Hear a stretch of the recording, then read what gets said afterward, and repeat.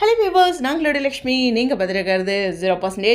உண்மையுமே இந்த டைலாக்ஸு, இந்த சீன்ஸு எல்லாமே வரும் அப்படின்ட்டு தெளிவாக நம்ம கணிச்சு வச்சுருந்தோம். சித்தியோட வாயால் தான் உண்மை வரும். ராஜி அம்மா எதுவுமே சொல்ல மாட்டாங்க. அவங்க அம்மாவை அடிக்கிறத தாங்கிக்க முடியாமல் சித்தி இந்த இடத்துல சொல்லுவாங்க, வேலு பிரதர்ஸ் இந்த மாதிரி விஷயங்கள் பண்ணுவாங்கன்றிருக்கு. அது மட்டும் இல்லை, ராஜி இப்படி டியூஷன் போகிற விஷயங்களையும் வேலு பிரதர்ஸில், அதுவும் அந்த இரண்டாவது சித்தப்பா, அதாவது முதல் சித்தப்பா, அவர் அந்த வார்த்தையை ஓப்பன் பண்ணார்னாவே என்ன சொல்கிறது, பல்ல கடிச்சிக்கிட்டே தான் பேசுவார் எப்போதுமே. அதில் பாருங்கள், சாப்பாட்டுக்கே இங்கேருந்து தான் உழ வைக்க போறியா, அதாவது அவள் வாங்கிட்டு வந்ததில் தான் சோறையா சாப்பிட போறியா அப்படிங்கிற லெவலுக்கு கொஷின் கேட்குறாரு. இது எல்லாமே ஓகே. இது ராஜி சொல்லலை. ஒவ்வொரு இடங்களையும் கதிர்கிட்ட சொல்லணும்னு நினச்சாங்க, சொல்லலை, சொல்ல முடியல, எல்லாமே ஓகே. இது எல்லாம் யாருக்கு ப்ரெஷர்னா ராஜிக்கு இல்லைங்க, கதிருக்கு. ஸோ ஏற்கனவே அந்த நகை என்னாச்சு அப்படிங்கிற ஒரு விஷயத்தில் பாண்டியன் செம்ம கோவத்தில் இருப்பார். இப்போ இந்த ஒரு விஷயம் டோட்டலாக எல்லாமே கதிர் சில விஷயங்கள் இந்த சொன்ன பேச்சு கேட்காம பண்ணுறாரு இல்லையா, அந்த மாதிரியான சில விஷயங்களில் இந்த மாதிரியான பெரிய விஷயங்கள் கனெக்ட் ஆகி அவருக்கு இன்னும் ப்ரெஷர் ஏற்படும். ஸோ இது கதிர் ராஜிக்கு இடையில் எப்படிங்கிறது இருக்குது.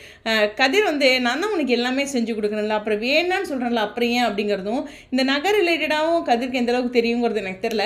ஸோ இந்த ரெண்டு விஷயத்துலேயும் ராஜிக்கு மேலே ரொம்ப பெரிய வருத்தம். சொல்லணும்னா எனக்கு தெரிஞ்சு பேசிக்காத அளவுக்கு போகிறதுக்கு ஹைலி சான்சஸ் இருக்குது. அந்த அளவுக்கு அவர் வருத்தப்பட போகிறார் இந்த விஷயங்கள் சொல்லலை அப்படிங்கிறது. இதில் மீனா பின்னணியில் இருக்கிறதெல்லாம் வெளியில் வருமா அப்படிங்கிறது எனக்கு தெரியல. ஏன்னா இந்த டியூஷன் செட்டப் அப்படிங்கிறதுனால கண்டிப்பாக தங்கமயில் அங்கே இந்த போயிட்டு வந்தாங்க, அதுக்கெல்லாம் பணம் பத்தல, அந்த மாதிரியான இஷ்யூவே அவங்களுக்கு எதுவுமே ஏற்படாது. ஏன்னா எங்கள் வீட்டில் இதை விட பெரிய இஷ்யூ இருக்கிறனால அந்த விஷயங்கள் வெளியில் வரதோ அதை பற்றியோ இந்த டாக்ஸே இருக்காது. அவங்க பாட்டுக்கு அங்கேருந்து இங்கே வராங்க, அவ்வளோதான். ஸோ டோட்டல் ப்ரெஷரும் சீன் வைஸ் பார்க்கும்போது கதிர்க்கு தான். மீண்டும் அந்த பையன் ஒன்றுமே பண்ணலினாலும் ராஜினால சில பாரங்களை சுமக்கும்போது ராஜி மேலே அந்த வெறுப்பு ஏற்படுறது அப்படிங்கிறது யதார்த்தமான விஷயங்கள் தான்.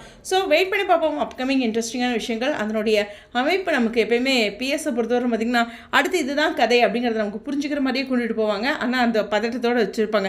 அது பாண்டியன் ஸ்டோர்ஸ் 1லையும் சரி 2லையும் சரி பெருசாக சர்ப்ரைஸான ட்ராக்லாம் இருக்காது. ஆனால் நம்மளால் புரிஞ்சிக்க முடியும் இந்த பிரச்சனைகள் தான் அப்படிங்கிறது.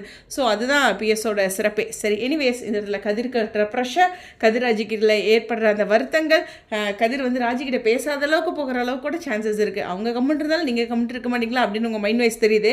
வீடியோ மட்டும் லேட்டாக போடுவீங்க, ஆனால் இதெல்லாம் மட்டும் சொல்லிடுவீங்க அப்படிங்கிறதும் தெரியுது. நான் உண்மையாகவே பிஎஸ் ப்ரோமோ பார்த்துட்டு வருத்தப்பட்டேன். ஏன்னா சிறையடிக்க ஆசை பார்க்கும்போது அது சும்மா தான் அப்படின்னு தெரிஞ்சிருச்சு. யமுனாவும் மகாநதிலையுமே அது ஒரு கஷ்டமான ட்ராக் தான். பட் ஆனால் நெகட்டிவாக போகாது. பட் ஆனால் இந்த ட்ராக் நெகட்டிவாக போகும்போது கொஞ்சம் அப்செட் ஆகிட்டேன். சரி, காட்சிகள் வரட்டும் அப்படிங்கிற ஒரு விஷயம் தான். ஓகே, ஷரண்யா அண்டு நம்மளுடைய கதிர் இவங்க ரெண்டு பேருமே சூப்பராக டான்ஸ் பண்ணியிருக்காங்க. இந்த 18 பட்டிக்கு ராசா அந்த சாங் தான் ரொம்ப சூப்பராக அவங்க விஜய் நட்சத்திர கொண்டாட்டத்தில் போனாங்க. கதிர்ராஜி ஒருக்கா அனுப்பிச்சிருக்காங்க, இவங்களும் அனுப்பிச்சிருக்காங்க.